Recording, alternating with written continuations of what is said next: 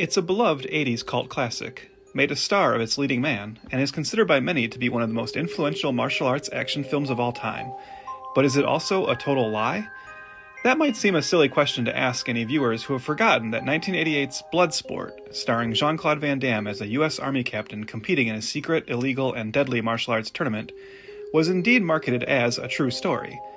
The film is based on the alleged real-life experiences of Canadian-American martial artist Frank Dux, who is played by Van Damme in the film. The real-life Dux's life story, at least as he tells it, was a wild one.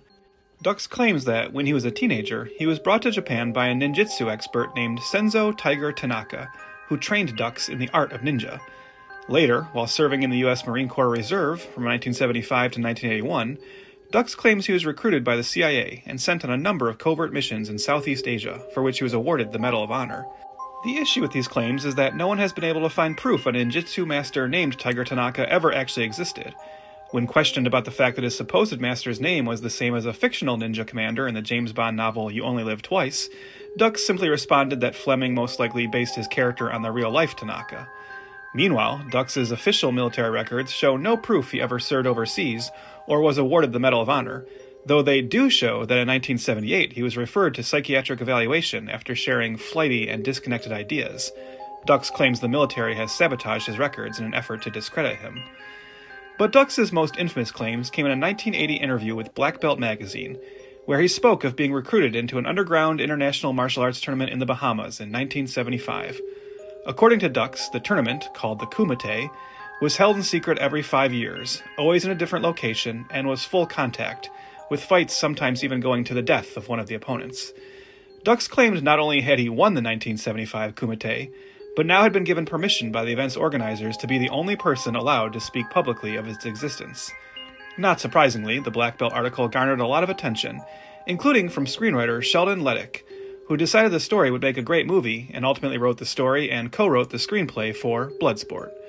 Dux himself would actually work on the film as the action choreographer and technical advisor, but, also not surprisingly, Dux's wild tale was quickly called into question, as no one was able to find evidence to back up any of his Kumite-related claims. The Black Belt writer who conducted the 1980 interview, John Johnson, later said he regretted ever believing Dux and publishing the article. The release of Bloodsport in '88 only brought more attention to the potential fraudulent nature of Dux's claims, with the movie's writer, Sheldon Lettich, even later joining the growing chorus of those saying Dux had clearly fabricated the existence of a real-life Kumite. While Frank Dux is widely regarded as a con man today, this never really hurt the popularity of Bloodsport, which would influence a number of similar martial arts tournament movies throughout the 80s and 90s, including 3 non-Van Damme sequels. A remake has also long been rumored, and at one time was even set to be directed by F2F favorite Philip Noyce. But it's not only movies Bloodsport has influenced, as many gamers agree both the film and Dux's original Kumite interview, discredited or not, widely influenced the fighting game craze of the late 80s and 90s. A number of these games seemed stylistically or conceptually indebted to Bloodsport, and even the games that came before the movie, like Capcom's 1987 Street Fighter, still later felt like they were somehow spiritually connected to the film. In fact, if you want to see a nice example of the Bloodsport fighting game connection, consider the scene in the movie where Van Damme plays the 1984 arcade fighter Karate Champ, which established the one-on-one fighting game genre and was ultimately used as a reference point for Capcom when they worked on both Street Fighter and its far more successful 1991 sequel. So perhaps it's only appropriate that when Capcom decided to make a movie of that sequel, they had one particular star in mind, the very same man who had made even Frank Dux's outlandish tales feel bone-crunchingly real. The only strange part of the equation is that it turned out a martial arts tournament movie was oddly not what Capcom was looking for. The year is 1994, and the video game company Capcom is ready to enter the movie world with a big-budget cinematic adaptation of one of their most popular games, and in the process hopefully launch the next big action movie franchise with Street Fighter. 10,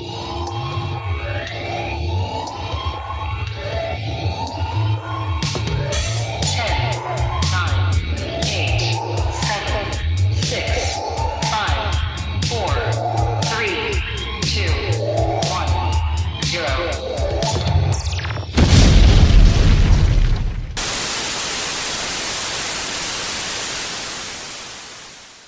Welcome once again to Failure to Franchise, the podcast devoted to some of Hollywood's most infamous mistakes, missteps, and misfires. This is Trev.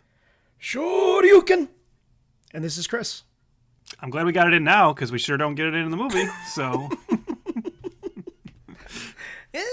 yeah, you're right. Yeah. So as well, should we just acknowledge your voice right off the bat? And because I'm now worried that people will think. I'm just worried people will think like just that doing that alone, like just destroyed your voice. Like, oh man, like No. Longtime listeners will know that the months from April to June are NHL playoffs. And my home team, the Edmonton Oilers, are in round one right now of the playoffs. And I'm a season ticket holder. I go to the games, and here we are. So that's why. And longtime listeners will know that it doesn't affect me at all because I'm a Red Wings fan, so I don't have to worry about the playoffs. Yes, correct. Funnily enough, you know this. Yeah. But before my adult obsession of the Edmonton Oilers, the Detroit Red Wings were my favorite team growing up as a kid. And which is weirdly enough, like I had the posters, I had the during the dynasty years, like when they won like 5 cups or whatever, like during the 90s, really. Yeah. Late 90s, early, yeah. And then all of a sudden you came into my life from Michigan, and I also have pictures of you on my wall. Those I'm glad those nudes I sent you. A collage. You sent me so many. Me doing the Van Damme splits. Yes. And then I sent you the ones of me in the hospital afterwards. Correct. I put that above my bed. Anyway, okay, let's move on. Let's move on. Let's explain why we're talking so much about like Van Damme and Drugan, and that is that we are kicking off a new theme, a really, really exciting one, I think. Another 2-month theme for us. As we've been, we like to divvy up this whole failed franchise experiment into like genres and kind of themes based on filmmakers or whatever. But as we put together our master list, we certainly noticed certain kinds of movies really are pretty prevalent in the world of failed franchises. And obviously one of the big ones is the failed YA adaptations, which we've been trying to avoid with like a passion. We've done some, but there's still so many more to go. But of course, another genre that was like, kind of for a long time known as one of the most cursed genres, right? Like why would every time they would make one of these, everybody would be like, what is Hollywood doing? They can never get this right. And that is video game movies. But beyond that, even within the larger realm of video game movies, there's a particular kind of video game movie based on a particular kind of video game. And we are going to look at 4 movies based on this particular kind of video game in a 2-month theme we're calling Fighting VideoLAMES. Yes. Not our strongest pun. However, one of our most straightforward. Yes, so. Very succinct. Very succinct. I think it's going to be cool. So we're starting off. Well, I mean, sorry, this is your line. Why am I stepping over your toes? I never do this.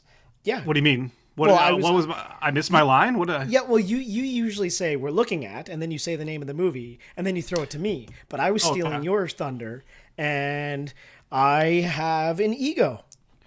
You know what? That's okay. Look, for like let's get a little peek behind the curtain. Record day. It's the day after the Canadian election, and we should just say, or a couple days after, we should this is still democracy here too at this podcast. So I don't mind if you steal my line or step on it.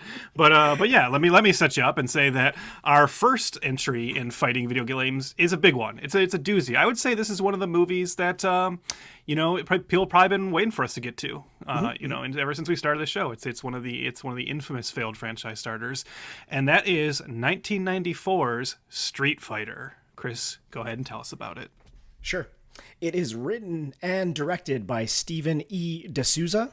This is his first and last theatrical directorial effort. However, he is a prolific writer. Yeah. He's written for a bunch of TV shows, the movies 48 Hours, Commando, The Running Man, Die Hard 2. He developed the Cadillacs and Dinosaurs cartoon, Trev. That's talked about that here before. Yep. And, of course, F2F alum, Judge Dredd, starring Stallone. So, very cool. He probably wants us to concentrate on that whole 48 Hours, Commando, Running Man, Die Hard era there. But no, if you were like an 80s action head, Steven E. D'Souza, does have a place in your heart. Yes. In your soul, yeah. The budget for Street Fighter is $35 million. Domestically, it made $66 million. And worldwide, it made almost $100 million. However, because of home video sales, They really made almost $165 million. So it was actually like a huge hit. It's something that still makes Capcom money every year. Tens of millions. Yeah, according to them. Yep. Tens of millions of yen. And I noticed, I said the budget of the film being $35 million. And I put a little asterisk on my notes saying that Jean-Claude Van Damme is in this movie as the lead in the ensemble cast. And he was paid upwards of $8 million. And we will get to why he was paid so much a little later. And how he used that $8 million. We'll get into that as well. And we should also just mention too, like, and I know we're going to talk more about this in detail when we get to like the whole production and everything, but like another big chunk of the budget went to the other main actor in it. So we won't even spoil that now. People probably already know, but this is a movie that a lot of the budget was eaten up just from 2 casting choices. And so that's something to kind of keep in mind. But yeah, I don't mean to be too snarky about it. Even when I said the joke about Capcom claims it still makes them money. Obviously it's hard to know how true that is. Sure. But I don't think there's any denying, and I would never even deny that this is obviously a huge hit. This is definitely a big money maker. So then the question becomes, well, okay, then why are we covering it on this show? Why didn't it get any sequels? And we'll certainly get into that. But and I mean, I'm guessing if you listen to this show, you probably already have an idea. This is a movie that has a particular reputation. Although I'd say it has 2 sort of dueling reputations. So that's something else we'll talk about. But yeah. I wanted to ask you right off the bat, because of course this is based on the Street Fighter II popularity of the early 90s. And the early 90s was a different time for me and you both. We have a little bit of an age difference, but I wanted to ask you about the video game genre in general and the fighting game genre, like subgenre in there. I know you're not a video game guy. However, during the late 80s, early 90s, like arcade fever, like are you frequenting those places? Are you going in? Are you getting your cheese pizza and playing Frogger like George Costanza? Like, what are you doing? Chris, can you do me a favor? Do you have your phone by you right now? Yeah, I do. Okay. You warned me about this, so yes, I have it. I have it right away. I'm sending you something right now, and I'm gonna ask you to look at it. But I'm also going for the benefit of our listeners, and I will post this and I'll include it so that they can see it on social media. Sure. But I want to. This is my answer to your question. Okay. What you see in have you got it yet? What you see in front of you is something that a couple years ago I found while cleaning out the basement in my mom's house. And it is, and I'll just read the caption, Basement Finds. Back in 1993, I made my own Mortal Kombat 2 instruction manual to take to the arcade with me. I even taped the plot synopsis to the cover, I guess so I wouldn't get confused about the story while playing. So if any of you are wondering if 12-year-old Trevor was as cool as the guy you know now, I think this proves he was. Wow. And what you see is a homemade book I made, which every page had a different fighter on it, and I wrote down the different combos, and I would bring that with me to the arcade. Was I into fighting video games at this point in my life? Like every other boy, I was, obviously. The early 90s for me, this is still when I was a gamer. These are the days of not just original. I mean, I always was like, I think I've talked about before on the show how I had the original, 8-bit or a Nintendo, and then I went into Super Nintendo, and I stuck with it for a while up until like the era of GameCube and PS2. I think is kind of where I started to fall off. But no, I mean the 90s in particular, when I was really still into video games. And those early 90s, I mean, like everyone, I was just so enamored by fighting games. And Street Fighter 2 and Mortal Kombat, of course, being the big ones. But I mean, I can also just rattle off some of the other ones I was a huge fan of. These were the days also of like Fatal Fury. I don't know. There was one called Primal Rage that was like a dinosaur fighting game. Oh, yeah. Of course I know that one. Yeah, of course. Do you remember Clay Fighter? Clay Fighter, not one. Clay Fighter 64 is one of the best fighting games of all time. Right? And like so, a Virtua Fighter, the Tekken games back, like everybody, I was definitely super into fighting games, and it remains kind of, even though I don't play gaming, I don't game as much anymore. Like when I think of like my memories of how much fun it was to play video games with friends, it's all pretty much Mario Kart and fighting games. That's awesome. So this is and like around the time this movie came out, and like the Mortal Kombat movie, which we don't have to do since it got a sequel, I was all in on this shit. So yeah. Sure. Well, that's awesome, because like I know again you're not a video game guy, but it is cool that for the purposes of this theme, oddly enough, you're kind of the expert compared to me, because fighting Well, video yeah. games are the lowest thing on my list when it comes to video games. It's kind of because, like, I mean, they never went away and they've remained popular, but I would say there you can't top that. That is like that's the thing. Is like you're kind of right. It's I feel really unfortunate that I was like, you know, a young teen, like right at the right time where I really can't overstate the pop cultural impact and just omnipresence of Street Fighter 2 and Mortal Kombat around this time. And just like how big those both were and how everywhere you turned, it wasn't just the games. I mean, we're going to get into this, but Capcom made sure you were seeing Street Fighter everywhere, from cartoons to toys to bed sheets to cereals, you know. And then when Mortal Kombat comes along and it's just like, oh my God, it's like Street Fighter, but you pull out people's spines, you know. And it's just, I remember going to the theater, the local theater, not to see movies, but just to like hang out in the lobby and play Mortal Kombat, you know. And like, and then, you know, getting it home and unfortunately having a Super Nintendo, meaning I had the sweat version, not the blood version, some bullshit, you know. But still, these were huge, obviously. Cool. Yeah, I played a lot of these games more on Super Nintendo and stuff, like versus the arcades. Sure. But like I've just never been good at fighting games. The only fighting game that I play regularly still to this day is Super Smash Brothers. And that's which I like, never got into. That's fair. It's a very different type of fighting game, right? Versus it's not like really a 1v1. Like I know it is. Like I'm all the Smash Bros people are screaming right now because I know it is, and that's what all the tournaments are.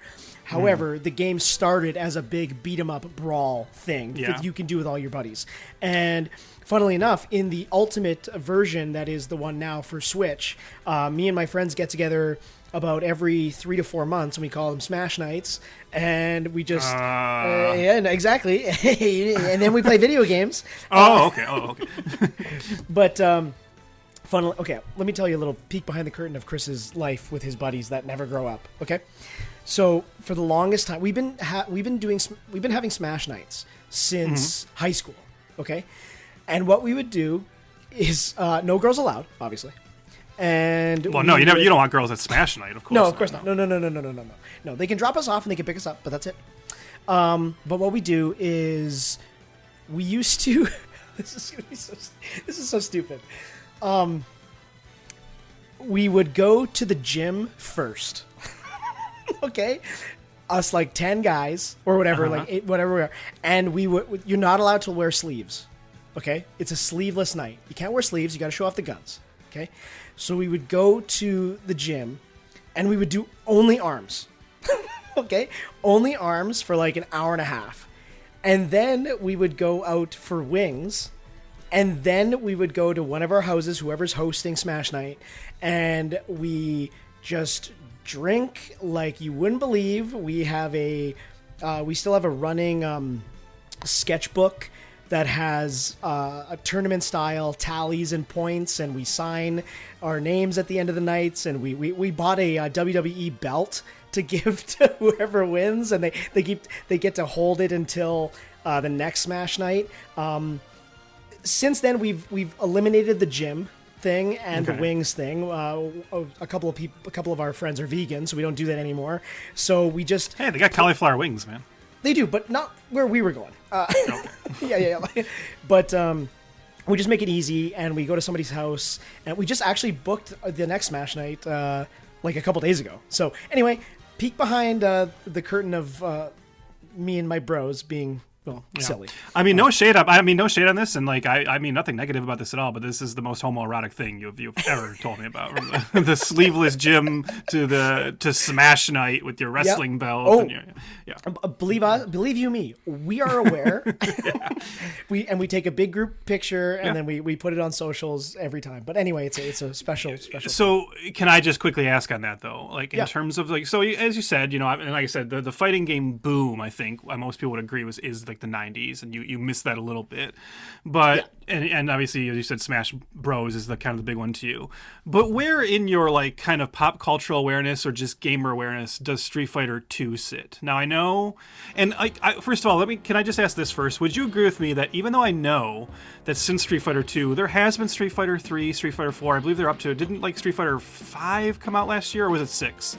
Like, I'm not sure, but something one like of them that. just came out, but like they've never eclipsed Street Fighter 2. right? On like Correct. just like on just a pop cultural like sense. Like that's still the game everyone knows. So even for you, where does Street Fighter 2 fall into your like gaming history? Did you play it as a kid? Does it mean anything to you? Do these characters mean anything to you? Because like I said, they were inescapable for my generation. Yeah, they still do mean something. That tells you the power of the property, right? And that's what you're getting at here, is that Yeah. I didn't play it much. However, those, 17 or whatever characters are so iconic, right? Yeah. Like, I know what Chun-Li looks like. I know Blanca. Speaking of Smash Bros, Ryu and Ken are playable characters in that game. So Right. Street Fighter 2 has lived on, and it keeps living on. It's like the gift that keeps on giving. But yes, very, very aware, played it, liked it. It's never gone away, and the iconography, and we're going to talk about the movie, obviously, but the iconography is pungent. I know right away what I'm seeing. Yeah, it doesn't hurt that it's also one of the very early examples of a company knowing what a strong IP they have. Yes. And launching right into brand exploitation, because it's not just that they made toys, not just that they made comic books and video games, but that you couldn't wait like 4 months without a new version of Street Fighter 2 coming along. Totally. Right? Because you just said the thing about 17 characters, but like forget like the original version is just like 7 or something, and then they kept expanding it. Then you have like the Turbo edition, and then like multiple versions at home, and just like how it just Street Fighter 2 itself is kind of we talked about this with Final Fantasy, actually, where when we did the Final Fantasy movie, we talked about how within this larger franchise, Final Fantasy 7 is still the one everyone cares about, and there's been like sequels just to that and a larger expanded universe, and that's kind of what Street Fighter 2 is, even within like the larger. I mean, it definitely eclipsed the first Street Fighter game, which like nobody really cared about after 2 came along. Yeah. But even in the years since, when sequels have been added on, it's still 2 and the various 2 remixes that people I think remember the most. And I think it helps that you've already mentioned Mortal Kombat, and I'm sure we'll mention it a few times through this, but Mortal Kombat is very bloody, very violent. I know your copy didn't, but that's the whole idea of Mortal Kombat, right? It's like ripping fucking skulls and spines out of people's, bodies. But Street Fighter 2 is like just violent enough and just colorful enough to keep it family friendly. It's so still a cartoon, yes, essentially. 100%, 100%. So it's stood the test of time then and now. Like you said, they're exploiting their own brand, but they absolutely know. They know how to do it, and they're doing it really, really well. Yeah. To a point, we should say they know how to do it, because I guess that's a good segue, right? Unless you have anything more to say about this, but I think we've made it clear, like we both have our fighting game bona fides, right, to talk about this, and we're both very, very aware of this property. And who else was very, very aware of this property, obviously, was Capcom. It's their property, but they were also very, very aware of what a money boon it was for them at this time. So it's not surprising that it didn't take long for them to say, we got this. We're segueing into, we have a toy line coming out for it soon. We're starting to put out. We've already put out an animated film of it. We got some comic books. Like I said, we've already done multiple versions of the game. What's the next step? A big movie. Yes. So this is like one of the rare cases where the movie is really kind of heavily, generated and then controlled by the actual video game company and like that entity. Like this is very much a Capcom movie, and so it's their decision to make it. So now we can get into kind of the history of how do they go about doing that. Yeah, it's interesting because we've looked at video game movies before, right? You already mentioned one. We've looked at Assassin's Creed. We looked at Prince of Persia, and typically the financier or the studio completely rips creative control away from the content creator, right? Yeah. And it's usually an adaptation or something, and usually far off from what the game was probably intended to be. Now, in this case, yes, Trev, you're right. Capcom had like big ambition for this property to be a major, major Hollywood effort. So they basically raced to Hollywood and set up like hundreds of meetings of like, hey, pitch me. Let us know what you want to do to make us all rich. And with an important caveat, though, and a weird one. A caveat of saying, hey, come pitch us and let's make us rich. The only thing you can't include in your pitch is, Street Fighter 2. That's what we wanted you to pitch on. Please don't say it's about a fighting tournament. Yeah, I wonder why was that? I couldn't find a reason why. Did you have a hint of why they were doing that? So I don't want. We obviously don't want to get ahead of ourselves into like the review and our thoughts on it, but I guess we can just touch on it because it is a weird thing, and we have to remember that it does frame like everything to follow in terms of the making of the movie. Is that Capcom had this? So I'll just say this now, right? And again, I will divorce this from what I'm ever going to say about the movie coming up in a moment. But I think one of the things we mentioned when we looked at some of the previous video game movies, like obviously Super Mario Brothers being a great example of this. Yeah. Another 90s one that was like just the year before, I think. Is that this was a time period when it often felt like studios and Hollywood was like embarrassed by this sort of source material. They saw the money potential, but they thought the actual IP, the actual thing itself, was this like kiddie territory, and they were kind of like almost like embarrassed to be making a movie of it. So it was like, well, we don't want to really make that thing, like, or how do we change it to put more of our stamp on it and have it be more creative? And I think everybody would agree that like the video game movie curse has been lifted, right? They're doing well now. You got the Sonic movies, Super Mario Brothers. The animated version was a big deal. Obviously, we're living in the Minecraft world. Chicken jockey, everyone. Thank you.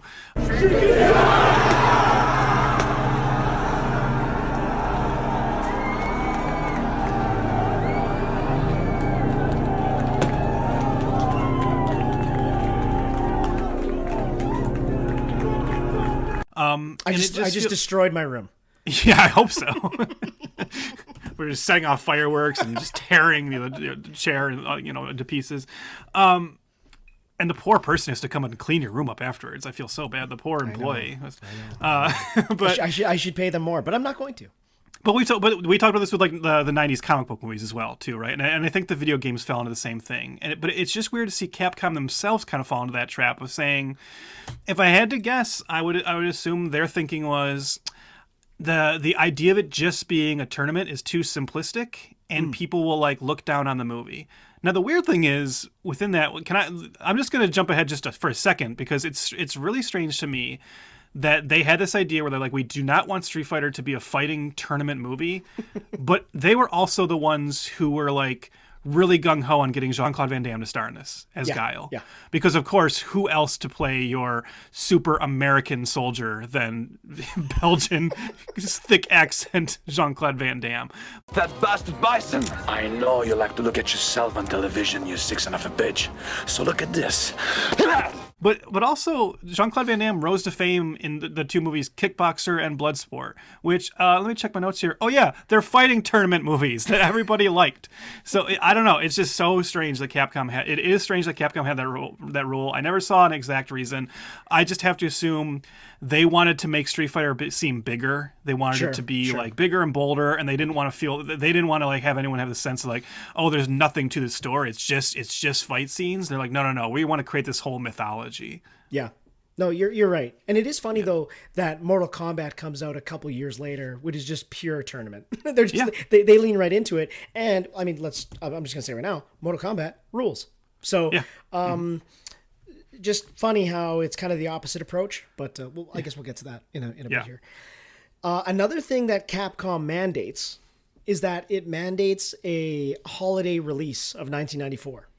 So basically, whoever signs up to make this movie, we're making it this year and in a couple months, and we're not budging whatsoever, no matter what happens. And guess what, listener? A lot happens. A lot of really, not really to get ahead of ourselves. Not an easy production on this movie. It was a catastrophic failure. It was fraught. I think is the way. So yes, Jean-Claude Van Damme.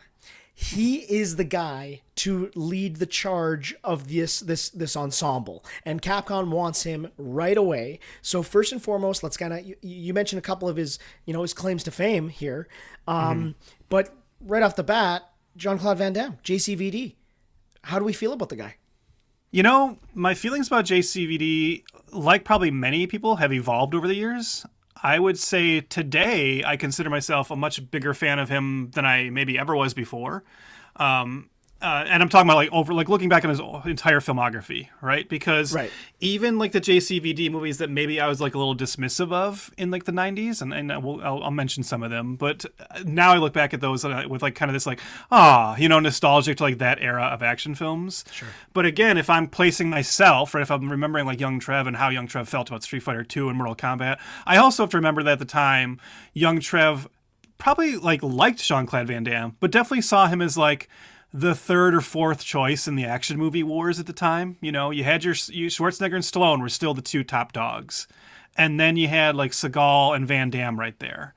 And honestly, I think I saw more Seagal movies like in the theater, which is funny in retrospect because Seagal's the one I have like no respect for now, but it's crazy you're saying all this because honestly, I know we want to pad time here, right? But ditto. Yeah. I'm so glad you're saying this because Jean-Claude Van Damme has never really been my guy. Obviously Stallone, Arnold, of course, those guys were the top. But yeah, you're so right. I watched way more Seagal movies. Way more. So straight. I only came to Jean-Claude like years later into my life. And catching up on old stuff, you know what I mean? Like it's very and that's what I mean. Like at the time where I was going, I remember seeing like being really excited about movies like Out for Justice and Above the Law, and seeing Hard to Kill in the theater, and then seeing Under Siege in the theater, and then seeing On Deadly Ground in the theater. And around that same time, like the Van Damme movies that are coming out, like Death Warrant and Double Impact, Lionheart, for whatever reason, I would watch them on cable for sure. But I just always felt like it just kind of seems kind of samey, there was nothing about it that was getting me that excited. But what he always had going for him was, like I mentioned, he always had Bloodsport and Kickboxer to fall back on. Sure. So there's like you were always like, well, I mean, that is the Kickboxer Bloodsport guy, and those movies were just on cable all the time, and they're just undeniable, right? Those two movies just kick so much ass, and you're like, well, yeah, okay, so I like this guy. What's interesting about the way their career evolves, and what I'm getting at here in terms of why I like him a lot more now, is that whereas we watch an obvious devolution of, Steven Seagal to not only finding out he's a huge, horrible piece of shit in real life, but also him just getting so lazy with his filmmaking, right? And I know and you get to those sequences where it's like clear that he's like barely doing anything, using his stunt doubles most of the time, too lazy to really lift a finger in any of the fights. Van Damme also slides into DTV world for a long time, but I don't think he ever becomes like that. Like he still is putting in an effort, right? His fight scenes are still him. And whereas Seagal also just becomes like, as I said, he's a huge piece of shit, and he's like a humorless piece of shit, infamously one of the most hated SNL hosts of all time and everything.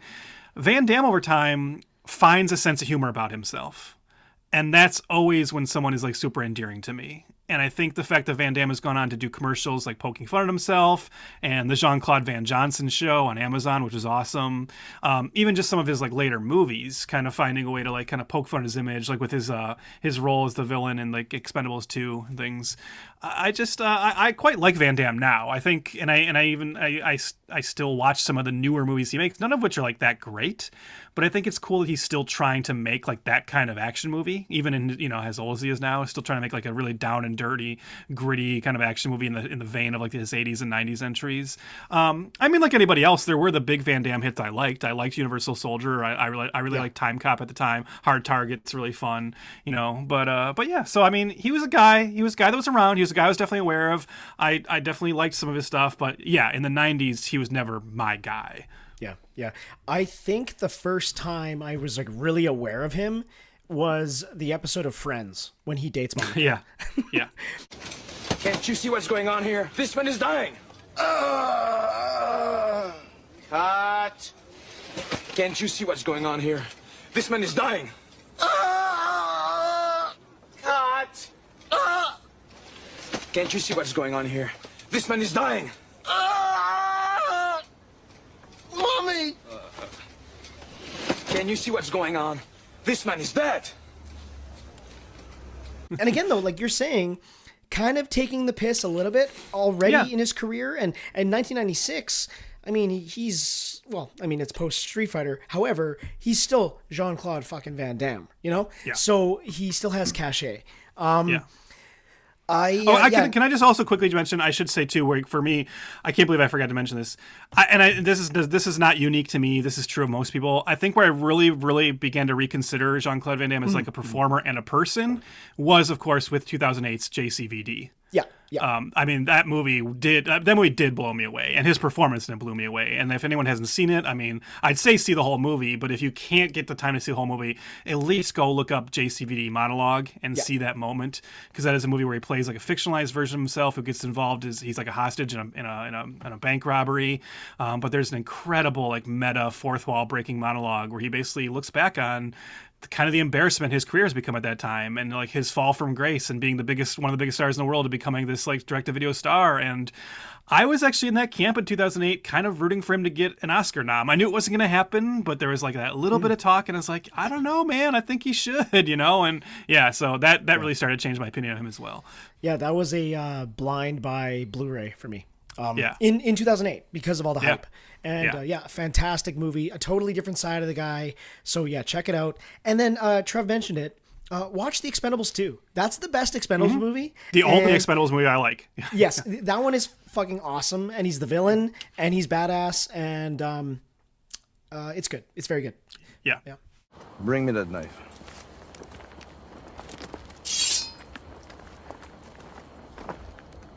What's this symbol? I like symbol.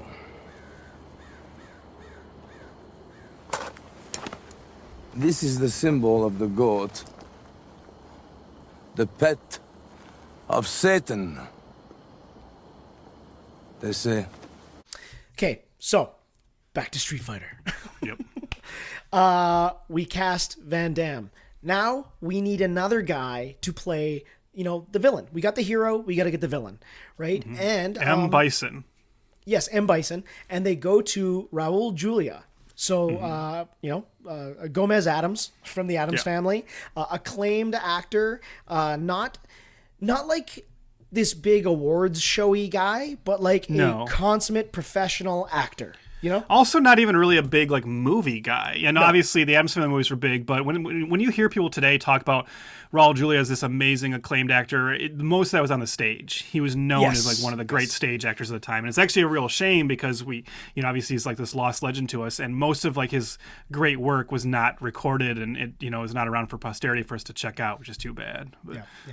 But he signs on, takes up a chunk of the budget, and for a really I was about to say a really sincere reason, but then I also did mention he got paid a lot of money. But it's his children are really big fans of the game, and he joined on. And it's significant that he joined on to this movie during this time in his all too short life, is that he signs on right when he's going through cancer treatment. Yeah. So we'll get to that in a little bit and how that affects the production of the film.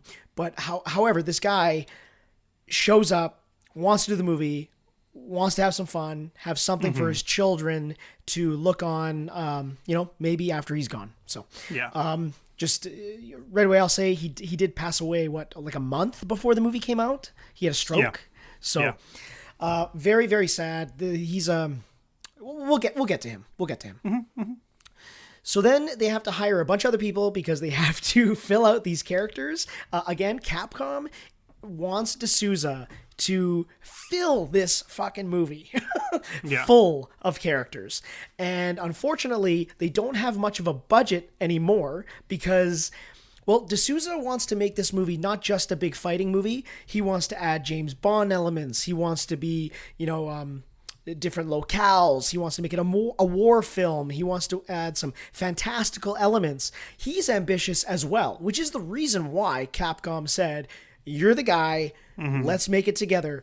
We didn't even. Although where his ambitions don't meet up with Capcom is he, perhaps wisely, being a screenwriter with a lot of experience, he is the one who says to them, and they at first agree, is he says, I know you want every character from Street Fighter 2, and in particular even like the Street Fighter 2 Turbo and like the later versions. Yeah. You want them all in there, and he tells them very directly, I'm going to write a screenplay that just focuses on 7 characters. Because he even says, he's like, 7 is like the magic number. 7 samurai, 7 dwarves. He says audiences have a hard time following anything beyond 7. And at first Capcom's like, Cool, great. And then as production goes along, as like further drafts go along, Capcom keeps going, yeah, but what about 8 characters? Yeah, but what about 9? Hey, what if you just have every character like we asked you the first time? You know? Exactly. Yeah. Obviously, a couple other casting I want to mention. They want to hire, Capcom wants to hire Japanese actor Kenya Sawada as Ryu as part of like a promotional contract that they have with him. Yeah, he's already played Ryu in like some like commercial they made or something, and they really Yes. want to make him like their like multimedia Ryu. Unfortunately, he doesn't speak much English, and which is going to be very hard to make an English film proper. Yeah. But D'Souza flat out just says no.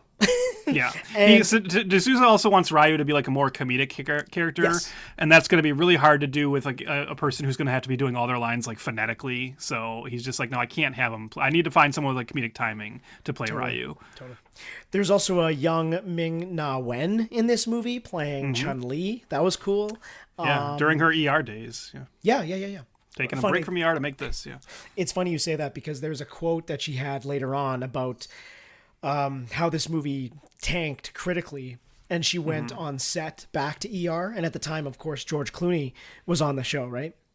And there's a quote here. At the time I was shooting ER, and I remember saying to George Clooney, "Oh gosh, I think my career might be over."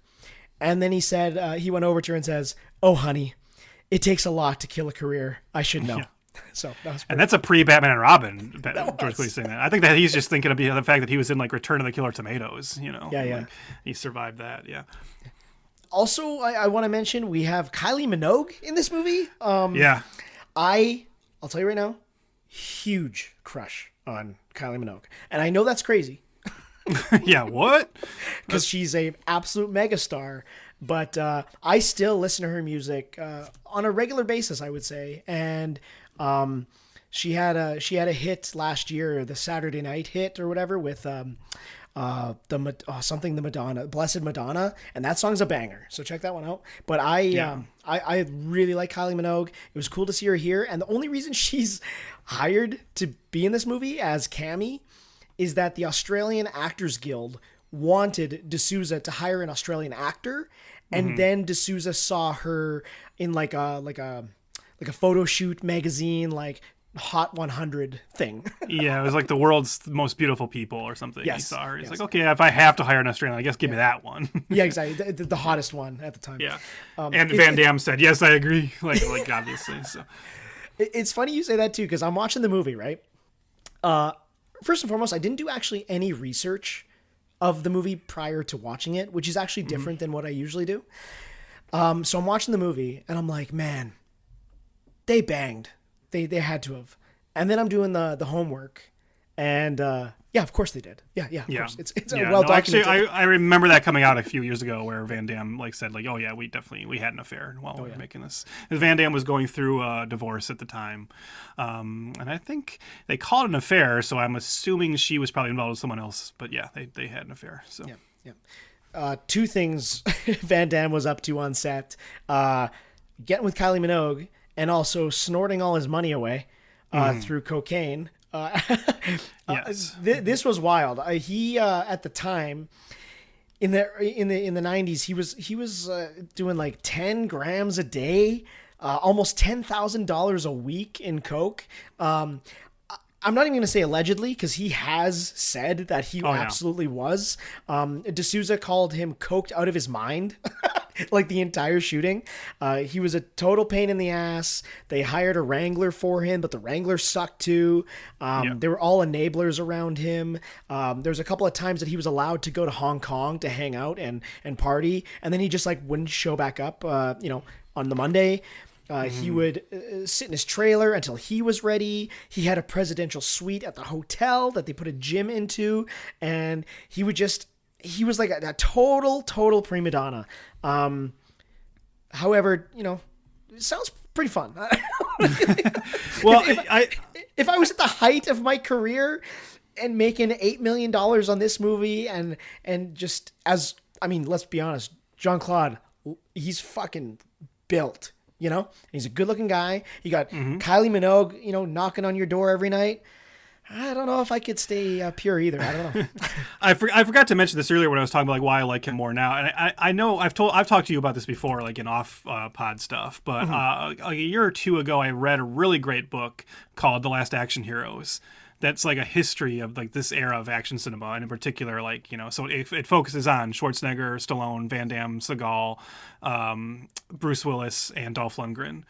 And I think I talked to you at the time about how that book actually like really changed my opinion of Van Damme, because you do see in there his story is this story of like triumph, right? This person who had this horrible addiction, was a total asshole, and like realized it at a certain point and kind of came out of it, came back around. His like real life friendship with like Dolph Lundgren today is like really kind of sweet, and like how the two of them are kind of still there for each other and like love each other.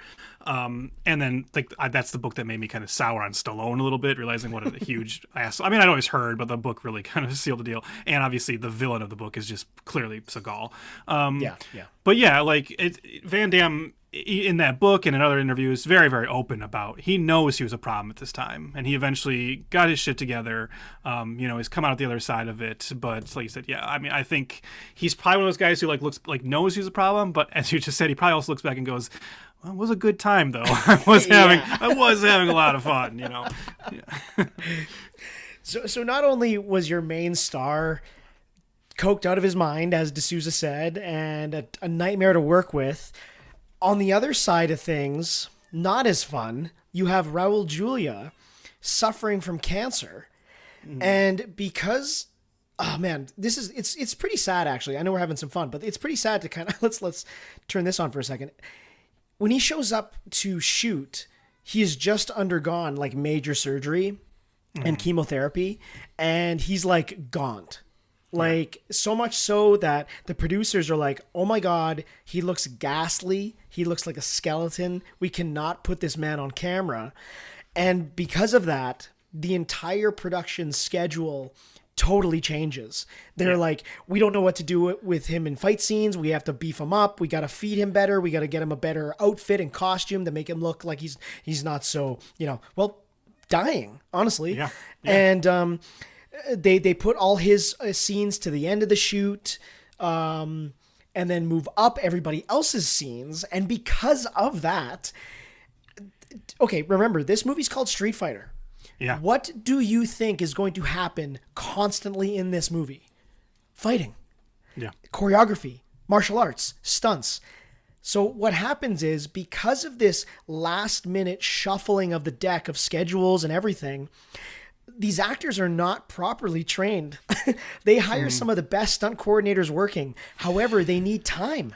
They hire Benny the Jet Urquidez, the amazing Benny the Jet Urquidez, like world famous kickboxer, amazing film fight performer. He's got some amazing fight scenes with Jackie Chan and some of his Hong Kong stuff. One of the they have a fight scene in Wheels on Meals. It's one of Jackie Chan's all time best fights.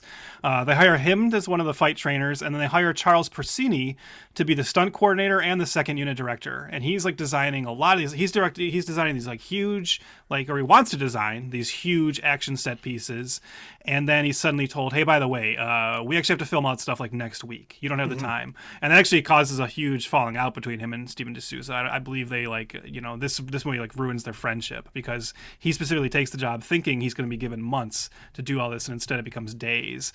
And the same thing with Benny the Jet, where he believes he's going to have all this time to hire the actors. And some of the actors, like Byron Mann, who plays Ryu, has talked about how he has a big fight scene near the end with Vega, and like the training aspect of it kept getting put off, and then suddenly one day they just came up to him and said, hey, are you ready to film that scene today? And he's like, what? I haven't trained at all. Like, we haven't planned it at all. And so like on set they were making it up, and just really, really frustrating, because as you said, that should be the key element of your movie. We're coming to this movie for action, and unfortunately that's the stuff that suffered when they had to rearrange the schedule because of Raul Julia. Big time. Yeah. And on top of that, Thailand sucked. No offense to Thailand. We don't like making fun of Thailand. Oh, yeah. You got to buy me a new mug. Okay. That's an inside joke for everybody listening. But okay, this movie had a 10-week shoot, 6 weeks in Thailand and 4 in Australia. However, in Thailand, it was fucking hot as balls. And the humidity was horrific. There was tons of logistical issues, and also a possible coup was going on. So like the military closed down roads. They couldn't shoot where they wanted to. So much so that there was, I think D'Souza said this, but after 10 days in Bangkok, we were 6 days behind schedule. It was torturous. The producers said, "You're running behind." So I did an old John Ford trick. I just opened up the script, ripped a page out, and said, "There, we're back on track." Yeah. which I thought was hilarious. Funny. I will just also point out, though, that first-time director Steven D'Souza is not John Ford. You know, so yes. John Ford could get away with that based on the kind of movies he was making and his expertise. That's a little different when you're talking about Street Fighter. Trev, remember, this was D'Souza's first and last I know. directorial theatrical effort. Anyway, yeah. So that the weather's bad. Your villain actor is on death's door, you know, to put it bluntly. Your hero's coked out. Uncooperative and a huge pain in the ass. And your stunt people and coordinators and actors are not properly trained. There's no planning. It's all fly by the seat of your pants. And then they finished the movie. Okay? Mm-hmm. They finished the movie and they were going for a PG-13 rating. They get an R. The MPAA gives this movie an R rating because of some blood and some violence. So then, now it's the editing. D'Souza has to go back and take out shots for blood. They have to cut back and forth, cutting away, cut it back to make sure the shots look less visceral, less violent. And then the NPAA gives them a G rating. Oops. We went too far. Oh, that is also the kiss of death. Yeah. So, like, it's a G-rated action movie based on a popular fighting. Oh my God, D'Souza's like, there's no way I can do G-rated. This is so stupid. So then they bring Jean-Claude back to do like ADR work or something, and they add like an expletive to get it back up to PG-13. Yeah, they just add shit into the movie. I know. So. And it's so fun. This movie is wild. Yeah. And I'm so glad that I did wait to do the research for this because, like Trev said, this is like an all-time failure, you know? Mm-hmm. Like something that our listeners have possibly been waiting for, or something that has been written to death about like what happened with this movie. And I've been kind of blissfully unaware of it. So watching the movie, taking my many notes on the movie, by the way, and then going through the history of it, wow, like it is really one for the books. Truly, it does have to pepper the way you see the movie, and it's like we've done all of this kind of stuff. We've done movies where the producers have a different vision than the director. Mm-hmm. We've done movies before where they've been in countries that are undergoing military conflicts, and it changes things. You know, we've done movies with uncooperative actors. We've done movies with illness getting in the way. We've done movies with problems in the getting a certain rating, or editing the footage together at the end. This movie is like all of it. That's the insane thing. Is this really is like one of those picture perfect examples of almost everything that can go wrong with the Hollywood production, but ultimately all because of what we always have we've often alluded to, and is still a problem today: the rush to a release date. Yes. They're just saying, like, we can't take our time with this. We picked a date. It's right around the corner. We got to figure all this out so fast. And, like, honestly, some of the problems we just talked about wouldn't be fixed, by having more time. But some of them would have been. Some of this could have been if they had slowed down and allowed themselves more time to not only allow their second lead to recuperate, but also still to give the performers time to train and design action sequences that matter. You might have ended up with something different, but ultimately they made their money. So I don't. It's hard to say did they care or not, but yeah. And Capcom was they were totally immovable when it came to that release date. I read up that's when their toy line came out. Yes. So that's really the biggest. Again, like you said, it's the merchandise, baby. Yeah. Yeah. Should we just get to it? Yeah, let's do it. Let's talk about the movie.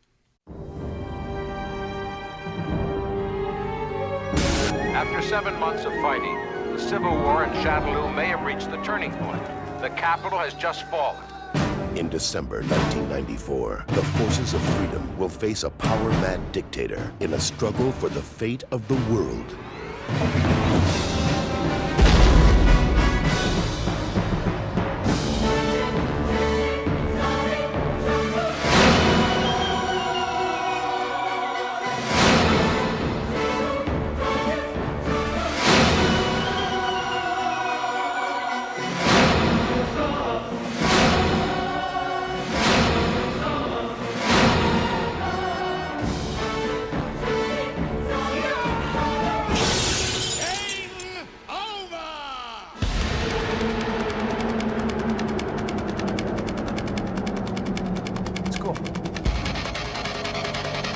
I'm going to kick Bison's ass. I don't think so. You'll have to do better than that. Okay.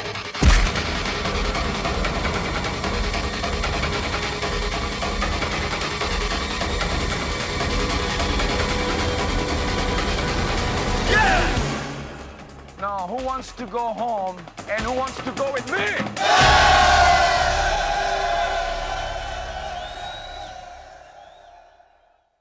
Colonel William Guile leads an army of soldiers into the country of Shadaloo to defeat the evil General Bison, who has taken hostages and now holds the world ransom.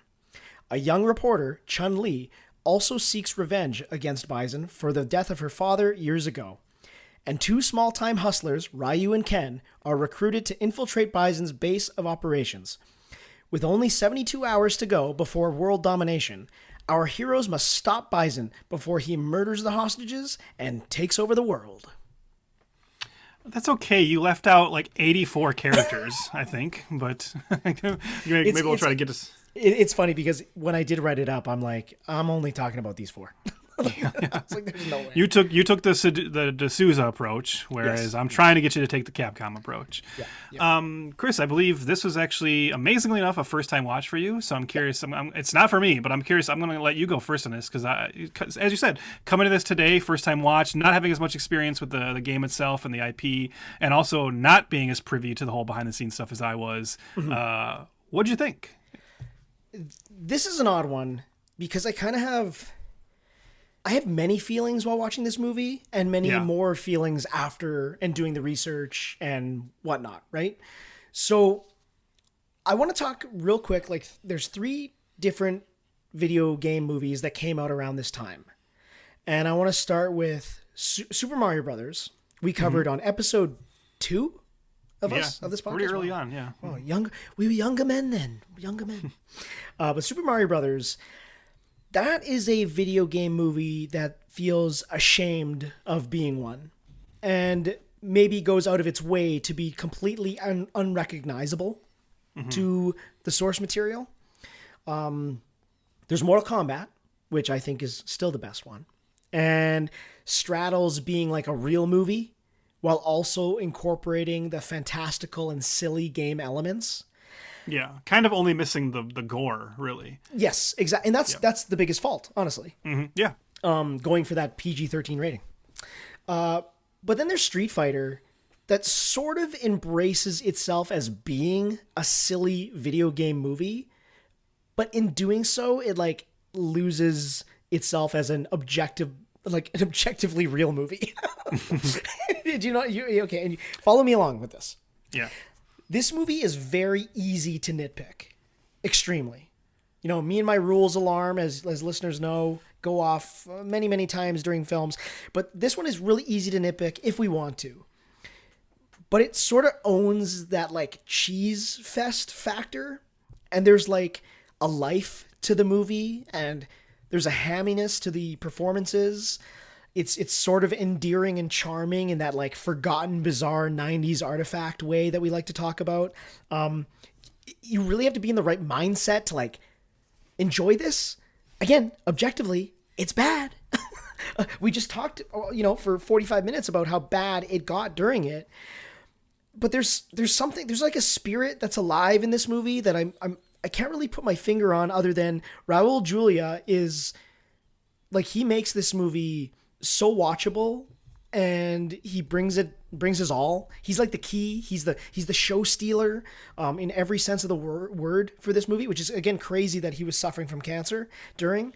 The characters get not great moments, of course, but there is the recognizable iconography. They get to be in their uniforms, their in-game uniforms. There's a couple of moves that they get to do from the games that, again, bad, but they're like sort of there. It might be it's so bad it's good. I struggle because I was watching it and I was like laughing, but also, man, this is so bad.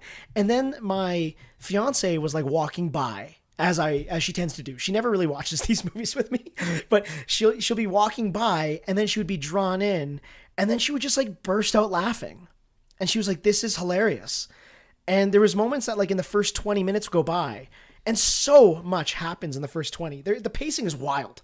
There's so many things that are just thrown at you that you're just like, what the fuck am I watching? And Brittany was laughing and she goes, man, lots has happened in 20 minutes. And every once in a while she'd come back and say certain things about the movie that would make me laugh and make me see through the objective terribleness to actually sort of enjoy my time with a real stinker. So I'm not sure. This is a weird one because I know it's bad, but also it's not good. But there's like so much to talk about rather than, something like a Mile 22, which we covered, where we're like, watch scenes that were pretty good, but knowing that the movie was horrible. Do you know what I mean? I think what you're getting at is there's no denying that no one will argue it's a good movie, but it's certainly not a miserable watch. It's not.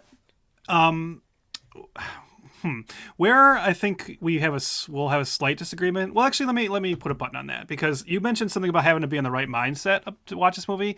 I just really briefly first wanted to tell you that this is obviously not my first time watching this. No. I don't know how many times I've seen this movie. More times than you would think, given what I'm about to say.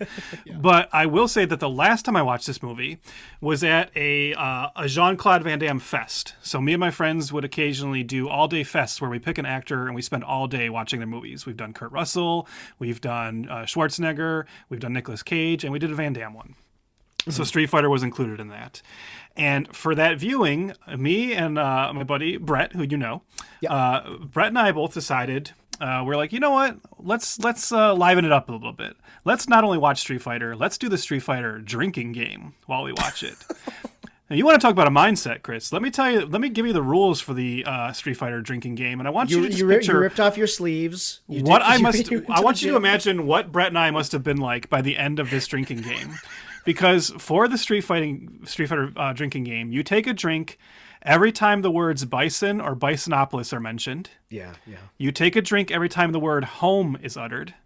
You take a drink anytime someone flexes or poses. You take a drink every time a new player is introduced in the film.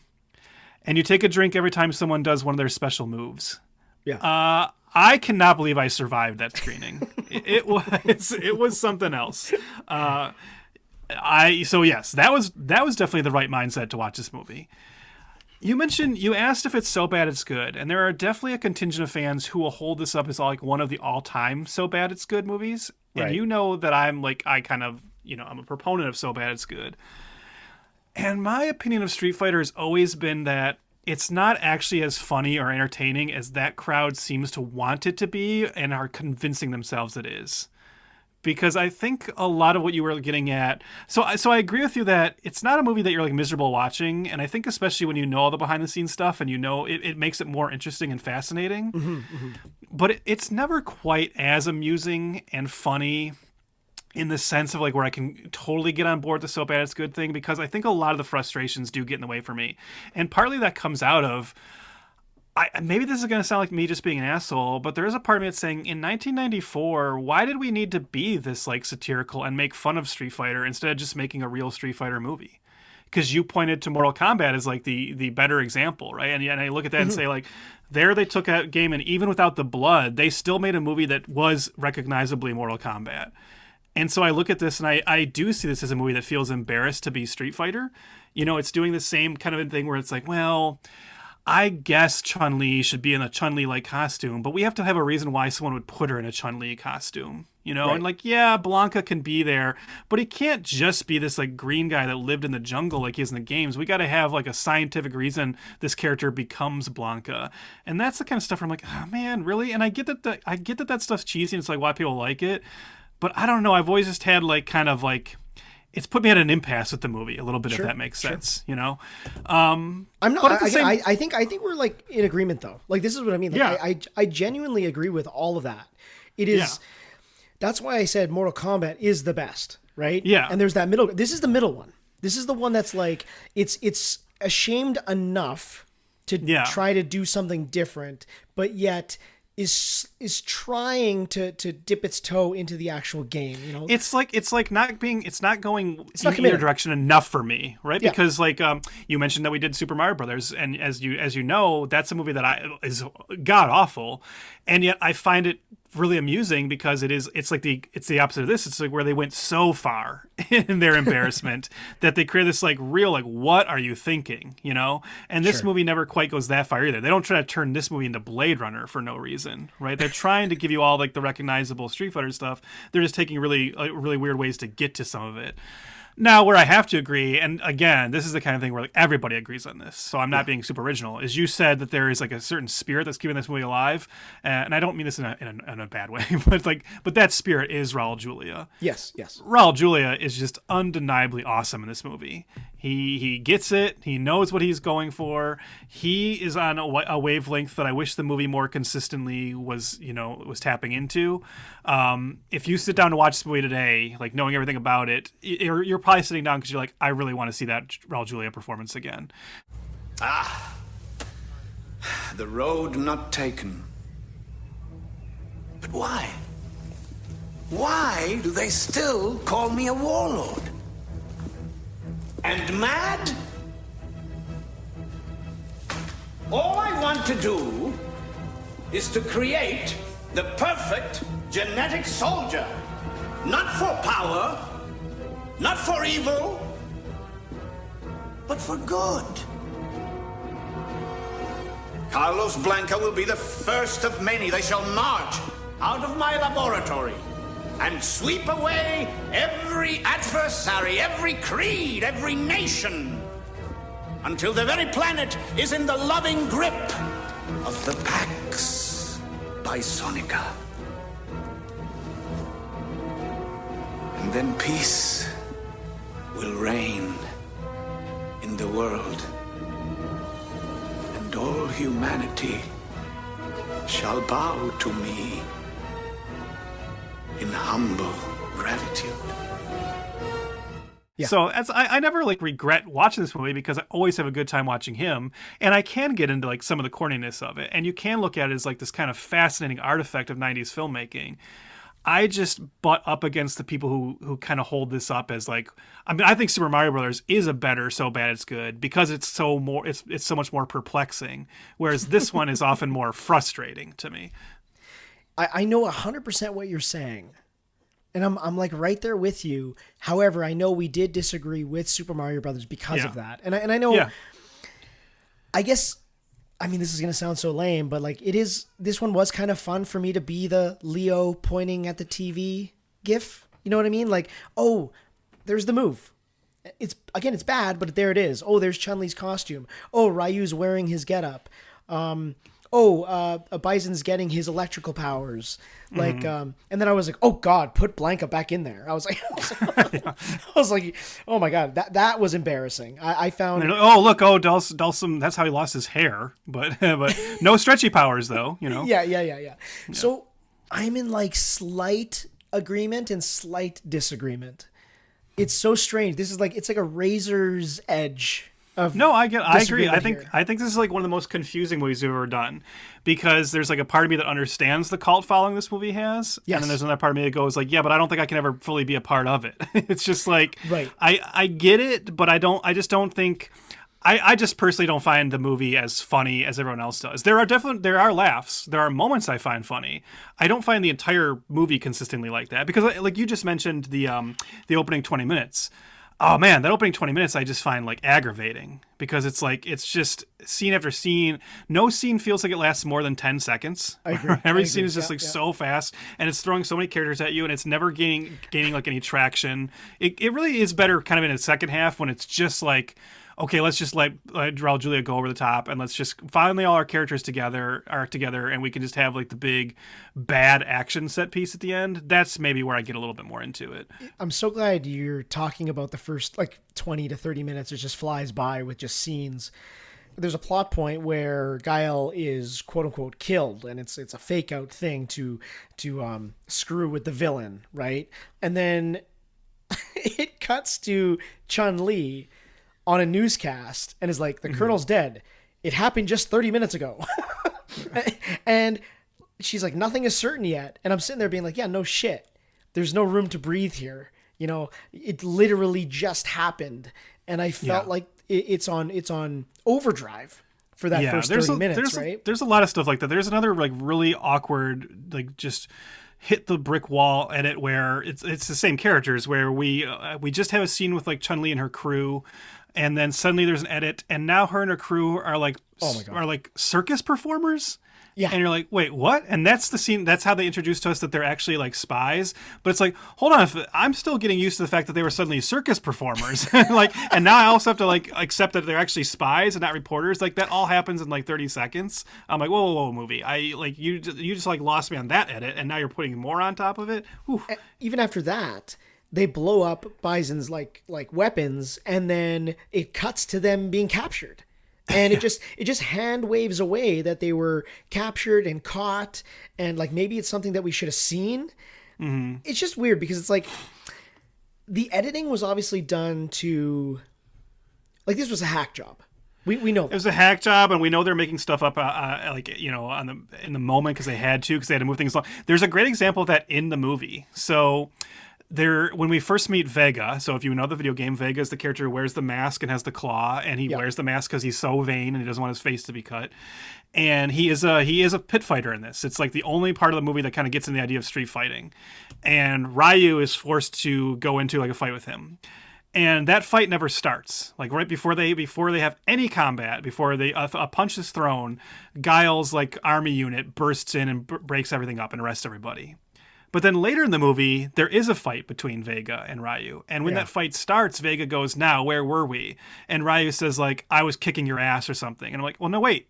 You guys didn't fight at all. But I bet you he's responding to the fact that originally in the original script, they were already fighting. And then on the day, they're like, we can't film that. So totally. And they probably had filmed the other scene already. So like that dialogue accidentally got left in. And that's just like a good in-movie indicator of that. And because the movie's a hack job and very almost improvised, you know, like on every level. Yeah. But still written. You know what I'm trying to say? Like, it's not an improvised movie, but like obviously things are being written on the day. They don't even like really understand the importance of what they're saying. There's this one scene where they're all captured, and Chun-Li is like being taken away to presumably be raped. Yeah. Mm-hmm. And Ken just walks over, she gets taken away, and Ken like leans on a staircase, and she goes, and then he goes, "Sucks. Those guys are the good guys, like us." That's it. Like you don't understand what you're saying here. You're being taken away, and you're alluding to something horrific, and there's like nothing there. You know, there's no there. And I think, yeah. Like I'm not trying to say that Street Fighter needs to be more serious. That's not what I mean, because by all accounts, the next one we cover is gonna be way fucking worse.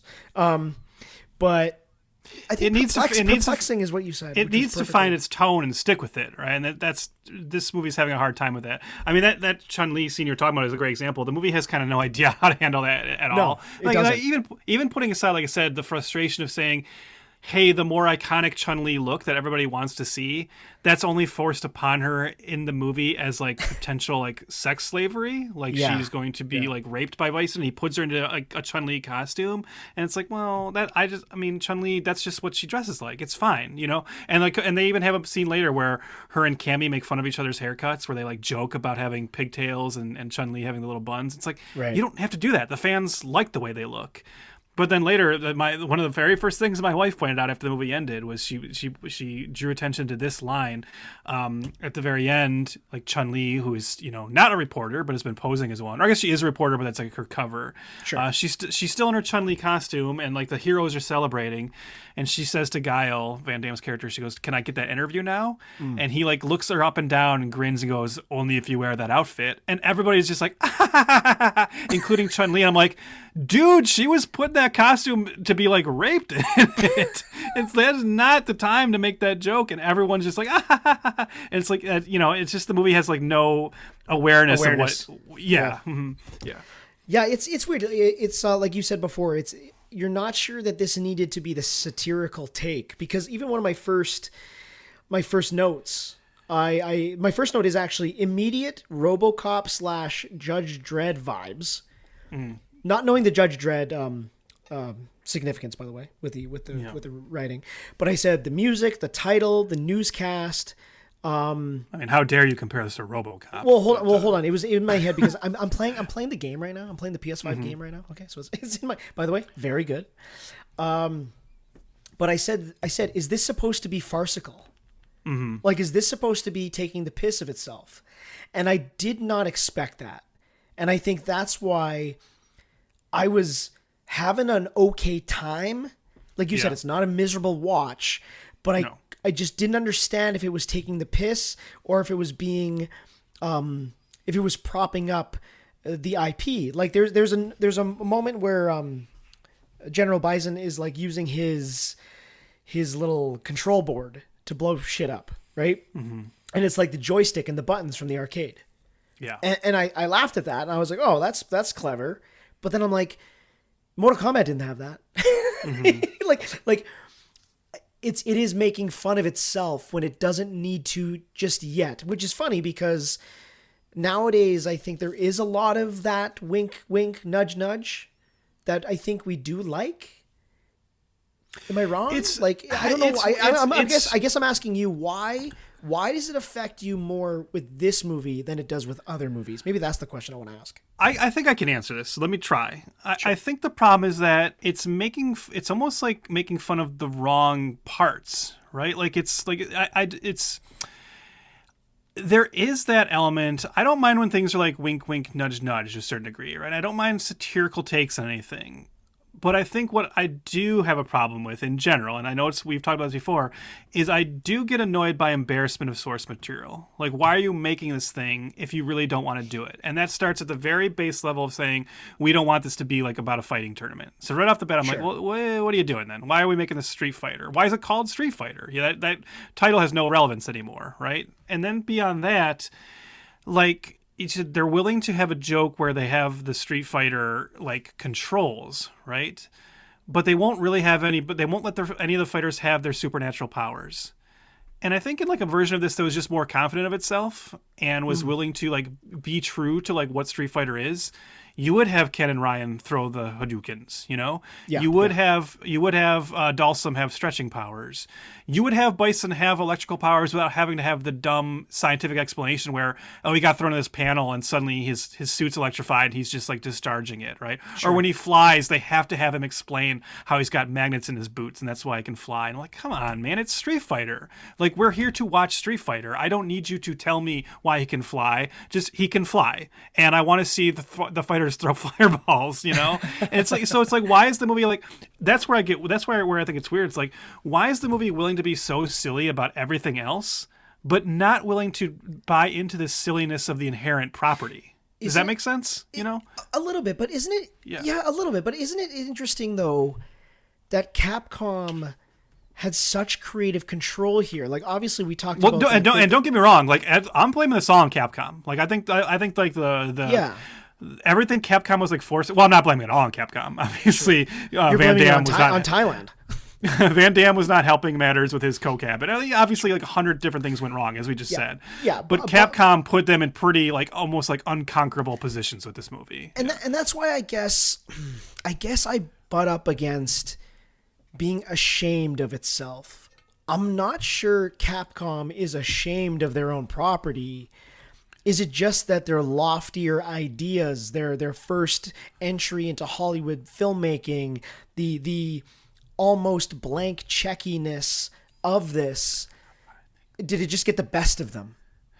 I think they were ashamed of the property in the sense of they looked at it and they did not think it was storyline wise, narratively, it was on the level of like a big Hollywood movie. I think that's where like the shame comes. I think they were like embarrassed by what it was to the point where they said we can't just have it be a fighting movie with supernatural power people. Like I think they thought like that's not enough for a movie. People will laugh us out of the theater. We have to make this like a James Bond movie, and we need to like explain all this stuff. So that's where I think like the shame and embarrassment comes from. And I mean, time has proven that wrong. You know, I think like we've seen with, you know, comic book movies got better and more respected, and video game movies kind of started gaining more traction. People just said like, I guess we should just do the things people like, you know, from the movie. And like you said, Mortal Kombat proves that to a more successful degree. Yeah. The same year, next year, whenever it came out, you know.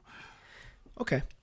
But that all said, is there stuff in here that's like funny? Like, yes, of course. You know, so that's the thing. Like I said, like I'm not like shitting on this movie. I just think it doesn't sound like you are, by the way. I get it. Like I said, I understand. I even understand why it has a cult. I understand why they put out like a new like anniversary, like 4K of it, like last year or something. I get why people wanted that, and I do think the movie is like, as I said, I think the movie stands as a very fascinating artifact of this time and of Hollywood fuckery. Right, when you are aware of all the stuff we talked about, it actually makes the movie very interesting. Like that, even that first 20 minutes, which you and I both agreed is like, it's like so chaotic and it's like, it's kind of frustrating. Yeah. At the same time, I watch it and I go, oh my God, this sucks. But I also know I'm watching a director and an editor struggle to introduce 17 characters that they don't want in the movie. And so you kind of get it where you're like, oh, I'm actually watching in practice why Capcom was wrong. You know, like this is Stephen E. D'Souza's point is actually being proven here. Like you cannot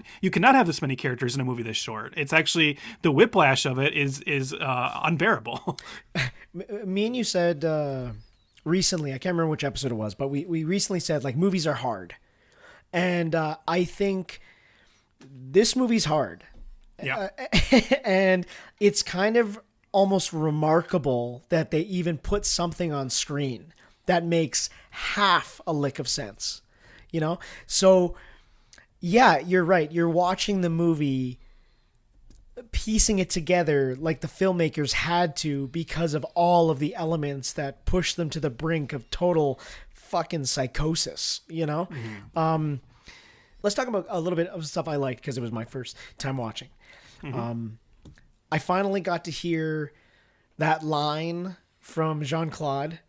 I'm going to get in my boat and go upriver, and I'm going to kick that son of a bitch's bison's ass so hard. And hilarious. Love that. I've known that line for many, many years. So to see it in action was funny. That entire speech is pretty great. Yeah. So good. Meanwhile, ideals like peace, freedom, and justice, they get packed up. But we can all go home. Well, I'm not going home. And then when he gets in his boat, okay, and then he's like, let's go to stealth mode, and he puts his visor down. I laughed. and then the boat goes in stealth mode, but yet makes waves on the river. Mm-hmm. That was great. I don't know if that was intentional. I have no idea, but I thought that was fantastic. Well, can I even just cut in really quickly, because I want to feed off of you saying what you like and the things that are cheesy in a good way to me. Yeah. Because you keep saying boat, and so I know I already mentioned this, but am I laughing throughout the entire movie that I'm being asked to accept Guile as American? First of all, like yes, and so like, and when his sleeves come off at the end, and he flat out just has the Guile American flag tattoo, and I'm like, oh my God, like so they are just saying he's like Van Damme is playing an American, not bothering to do any semblance of an American accent. No, like not even a little bit. That's the kind of attention to non-attention to detail that I do enjoy. Where I'm like, yeah, okay, that's fucking funny. I don't. Yeah. it's funny that they find the boat immediately too after it goes into stealth mode, because of course they did. I like the joystick and buttons, like I said. I thought the actor who played what's his name, Zangief, Andrew Bryniarski. He first of all looks like he was ripped out of the video game, which is wild. You know, he's Leatherface in the Texas Chainsaw Massacre remake movies. Is he? Yeah, he's also a huge asshole in real life, just so you know. Oh. But, yeah. Oh, thanks for ruining it. Well, you know, art from the artist. That sucks. All right, well, fair enough. But I thought his comedic timing was actually pretty good. There's a couple of lines that got me good. He's kind of like a weirdly lovable oaf in the movie, but he just looks perfect as the character. DJ, why are you out of uniform? The enemies of peace and freedom are at our walls. Are you totally demented, man? Our boss is the enemy of freedom and peace. These people have come from all over the world to stop him. If you're smart, you'll save your own ass. General Bison, he's a bad guy. If you know this, then why do you serve him? Because he paid me a freaking fortune, you moron. You got paid? I've mentioned a couple of the lines already, but I think the best line in the entire movie is the one from Raul Julia talking to Chun-Li and saying like all the stuff that of course you went through, and that I killed your father on that day, and everything that you just told me on your giant monologue. Well, for me, it was just a Tuesday. Like, that was cold as ice, and that was awesome. That may be that whole sequence might be the high point of the movie, honestly, because like even just the joke of him taking off his bison, like, you know, commander outfit and changing into his casual bison wear, you know, with his other hats. And then like Chun-Li walking around the room and looking at all the artwork he has, including like a John Wayne Gacy bison painting. You know, like that's where the movie's actually finally tipping over into like the level of humor that if everything had, I'd be more on board. Yeah. Oh yeah. Yeah. I liked how bison dollars are like the original Trump meme coins. I like that. There was like this silly vibe to it that I would clamor on every once in a while. Yeah. And I mean, I'm not gonna lie. I mean, who doesn't want to see Ming-Na Wen in a movie ever? Or also Kylie Minogue in those outfits. They're both super cute in this, and and Ming-Na, and like it's actually, I'm glad George Clooney like talked Ming-Na down from this, and I'm glad that she's come around and she's like said she's like she can have more fun with it now, because she's totally innocent in this. She's one of the ones who I think is like committing. And I think she's like a perfect choice for Chun-Li in this, and she's actually pretty good. And I mean, you know, as good as you can be in this kind of movie. You know, there are some like rough performances in this, and I wouldn't point to her as one of them. I think she's like perfectly suited for this. I agree. I hated the Blanca thing. Can we just? I know I mentioned it already, but it really is fucking terrible, and they shouldn't have done it at all if they were going to do it this way, because having him just be a guy spray painted green with the worst wig of all time, it just doesn't work. Like you said, it doesn't commit, but it's trying to. Like, I don't really understand like why that was even in the movie at all. Blanca and Dalsim, like and the two of them are always stuck together. I hate that's to me where it's like those two characters are the biggest betrayal of the game, right? Because first of all, you're taking with Blanca, you're taking two characters. It is true in the game that Guile is seeking revenge against Bison because he killed his best friend Charlie, and so they go in this like, well, what if Charlie just becomes Blanca? And it's like, well, that's stupid, you know. And so like I don't like that.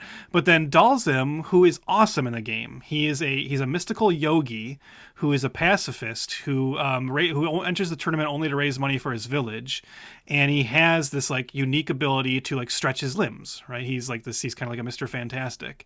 And then in this, he's just Dalsim's just a scientist who gets his hair burned off. And they even have a moment where he gets like the mutagen like liquid poured on him, and you're like, oh, okay, so this is what's going to set up him stretching. No, it just takes his hair off. And I'm like, well, this sucks, right? And even like in the games, Dalsim is wearing like these two kind of like metal bands around his arms, and here they're like, well, those are his handcuffs. And it's like, what? Oh God! It's like, again, like, why are you doing this? Like, so those two characters are probably like my biggest like frustration in the movie. Yeah, totally. What's the guy's name? The big sumo guy. He just died this year. I'm gonna butcher this name. I apologize, but Peter Tuiasosopo. Tuisosopo. I'm sorry. Peter Tuisosopo. Yeah, so I apologize for probably completely butchering that, but yeah, he was also like in Necessary Roughness, that like football comedy around this time. Yeah, he's got a great look as Honda, and I do think it's worth mentioning. We talked about how Ming-Na's come around on this. He did recently pass away, which is really unfortunate, but she posted something really nice on Instagram about that. I just want to quickly read it. She said, "Very sad to find out about the passing of a great man and co-star today, Peter Navy Tuisosopo. Was my Honda. Such a sweetheart of a man, a total teddy bear. I loved working with him on Street Fighter. He was always fun, kind, and super easygoing. Gone too soon at 61. My heart goes out to his family and loved ones. So sorry for your loss. Rest in peace, Peter. Love you, pal." And then she posted some nice pictures of them together on the set. And so, yeah. He got to do his slap move. That was fun. He did get to do a slap move. And I will say of that trio, so the other member of the trio is, because Honda and her other, team member is Balrog, who is the boxer.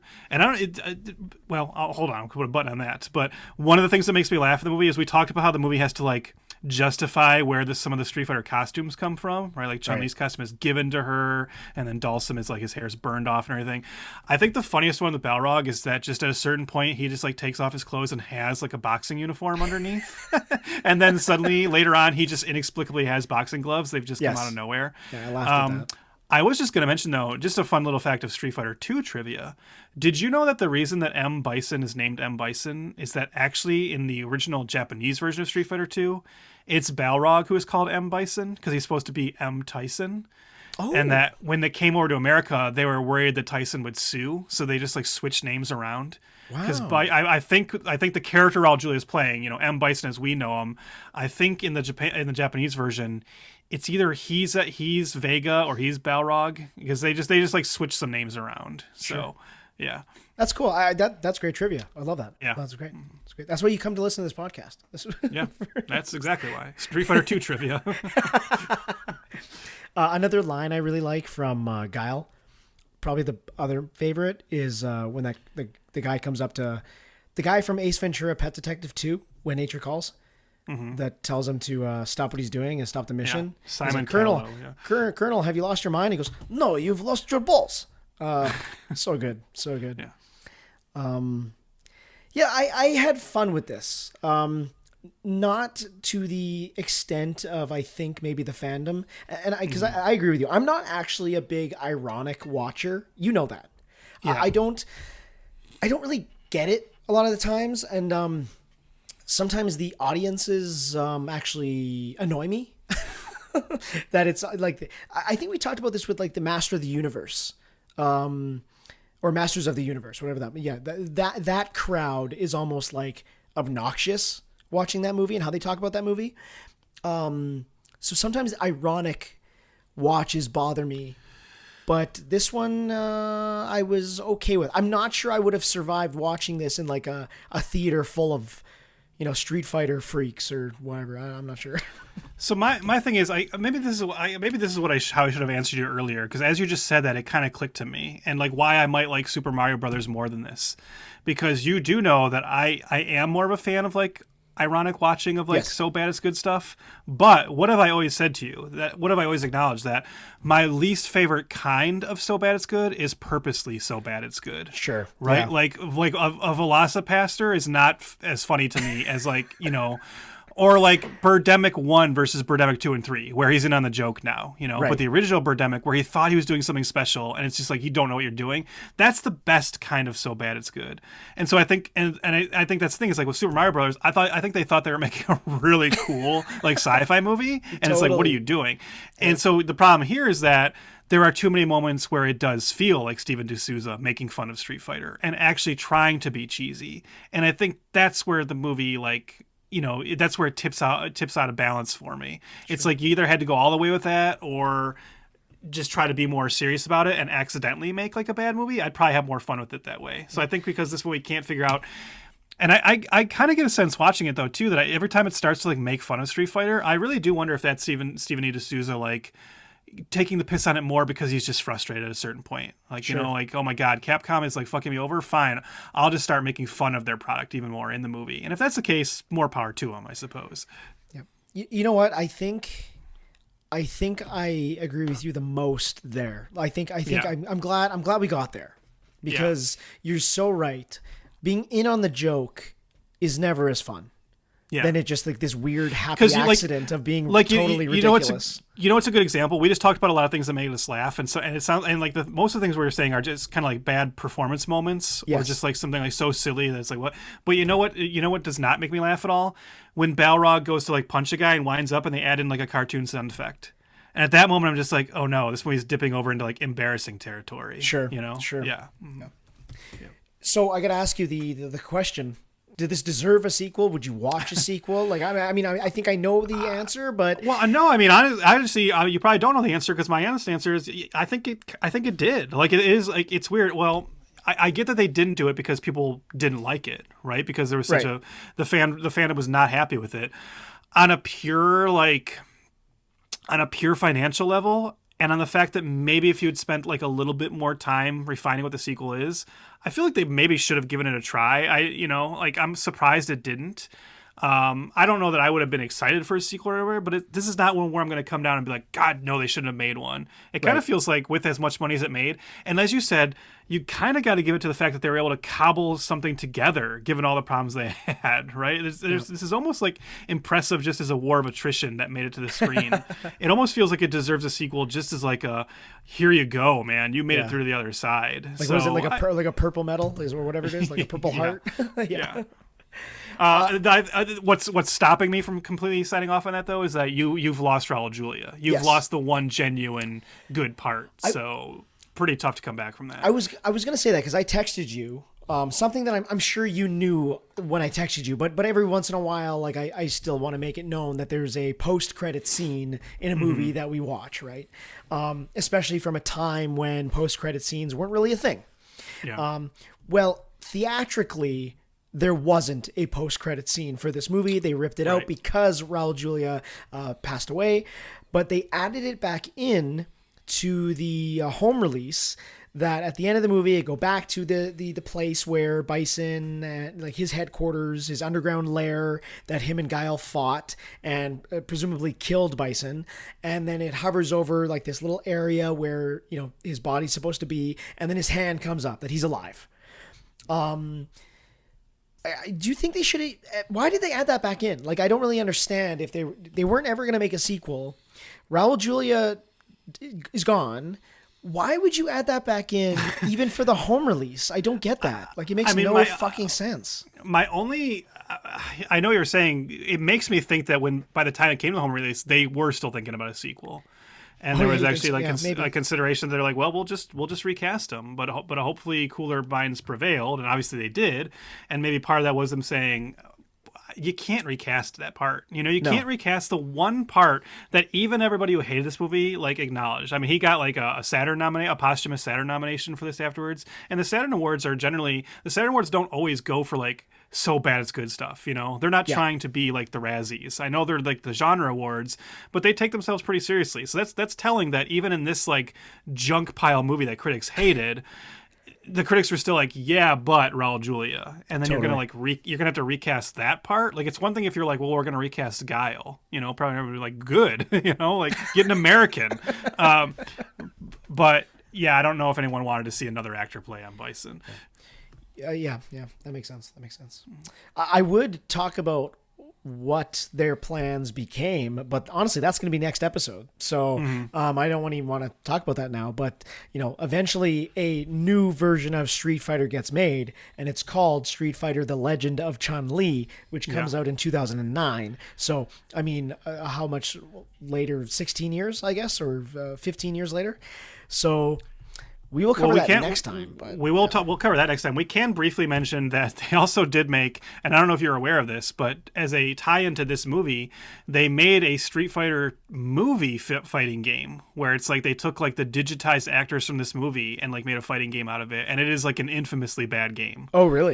Yeah. Wait, so. Like Capcom made it? Yeah. Oh, yeah. And it's bad.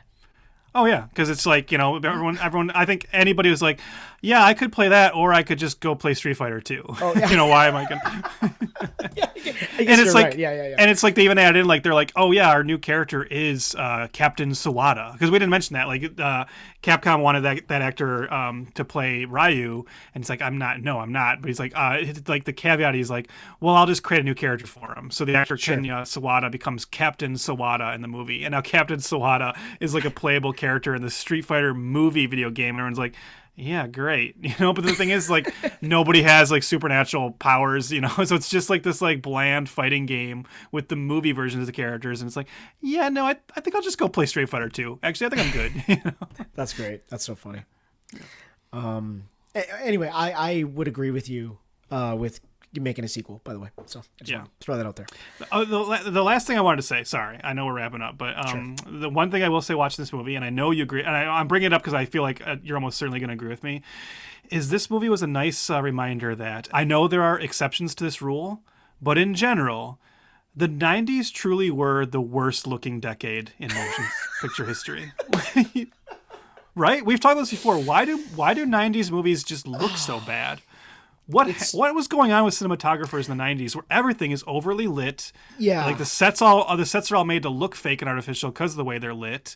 That just like that weird like TV bright cinematography of the 90s kills me every time I see it in a movie. It's just the worst. Yes, so many of these movies like this, and big Hollywood productions too, look like the stuff that I used to talk about that watching on like a space, the Imagination Station.